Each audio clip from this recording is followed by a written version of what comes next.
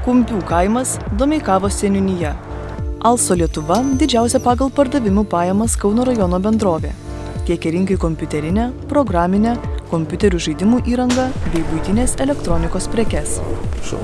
Įmonė užsiima didmeninę prekybą ir logistiką. Jo, tai va čia va, mūsų visi pardavimo vadybininkai, tie žmonės, kurie rūpinasi klientais, kurie tvarko užsakymus. Įmonė įkurta 1994 metais. Šiandien čia dirba 5,4 darbuotojų, 13 Europos šalių. Tokios įmonės kaip Teo, kaip Atėja, kaip Liublyžas, tokios didžiulės įmonės, kurios iš tikrųjų gerai žinomos tiek IT pasaulyje, tiek tarp vartotojų, didelė dalim priklauso nuo mūsų logistikos, nes šitas prekės važiuoja būtent jų vardu, kažkam tai yra siunčiamos. Also Lietuva apyvarta per paskutiniuosius 4 metus siekia nuo 50 iki 100 milijonų eurų.